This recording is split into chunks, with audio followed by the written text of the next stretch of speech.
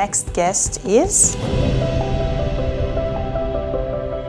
Bas EICKHOUT. Hello, welcome. Thank you. Welcome in my house. That's right. Exactly. Indeed, you're a member of the European Parliament. You're a vice chair of the Green Group in the Parliament, and you're also the vice chair of the Environment Committee. And recently, you've been involved in a number of important files for the industry, but not only. So, F-gases. How do you explain such a complex file, say, to my neighbor? Well, I think it's what you tell to the people is, F-gases. They are greenhouse gases, but they are super potent greenhouse gases. So no, we don't emit them that much as CO2, but each molecule of F-gases has a much higher impact than one molecule of CO2. So in that sense, it's usually kind of the low-hanging fruit where we can really achieve a lot for the climate without people even noticing it. Some people would say that actually there are some quite big changes that they need to do. I'm talking about industry, but not only. And I know that these were some parts of the more controversial sides of in the discussion for the F-gases. What were for you the most controversial parts? How did you position yourself? Why do you think, do you think that you reached rather, a good compromise, a good way forward that sort of makes everybody happy or everybody unhappy, therefore it's a good piece of legislation? It's a political compromise, right? So I don't think everyone will ever be happy with a political compromise. So the big controversial part was how fast. So the end goal was clear. We can go to natural alternatives, we can go to zero emissions of F-gases, but of course, how fast do you go with this transition? How fast can we get rid of these F-gases? Talking about heat pumps, some of the industry that is affected, we are very well aware that for now we are pushing for a development of heat pumps. So there's a huge increase of use of heat pumps, but at the same time we are asking the heat pump industry to innovate because we know they can do without F-gases.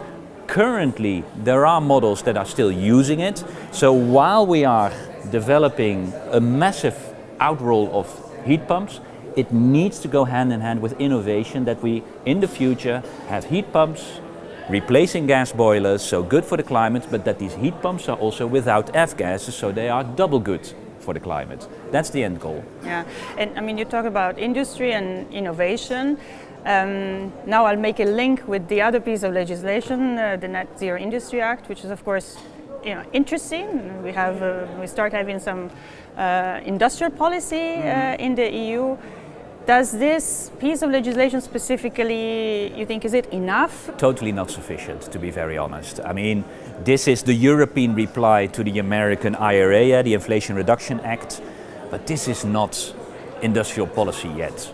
So what we are basically doing with the Net Zero Industry Act is kind of identifying which strategic sectors are important for Europe and should be developed. The moment all the industry that we are having right now is also called a strategic sector for our net zero industry, then we're not really doing anything different than we have done before. Then it's business as usual. So what do we need to do? We need to I think we need to. We need to put some money into it. What was your views on that?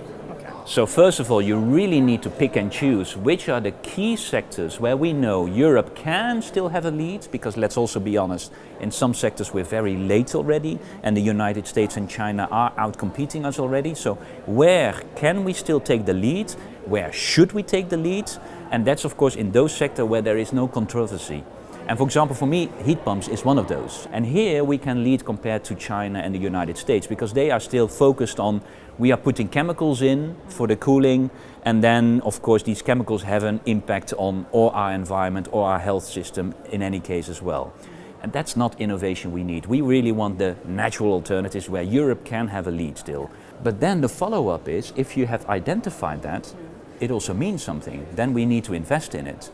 And here we need a massive European investment plan, which we're not having. There is a little budget now, it's nonsense. Probably we will not see that debate until the elections, because it's about money. That's a good point. In fact, I was going to ask you, so okay, we're getting close to the European elections. Yes, it's usually not helpful for these discussions, no. But maybe you have some, idea, wish, or well, I would proposals for the next round. I think as a green politician, a green investment program of the European Union is becoming one of the crucial elements of the new European Commission. Yeah. So Green Deal 2.0 is useless if we do not put a fundamental investment program next to it.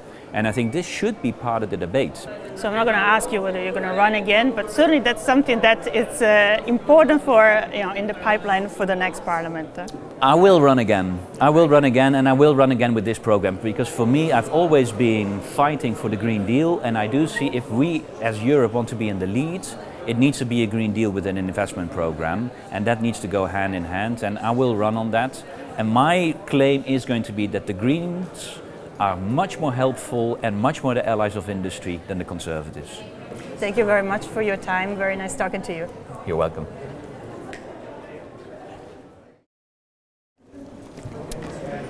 So, Bas, I've heard that they call you Mr. Fridge.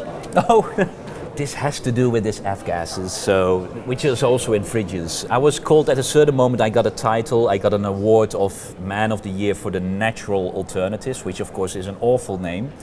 So some people that just translated that to, you're the Mr. Fridge of the Year. Maybe next year I will be Mr. Heat Pump of the Year, right? So Great, so I can be Lady Heat Pump then. Yeah, so we could be Mr. and Lady Heat Pump together. So that's the reason behind it.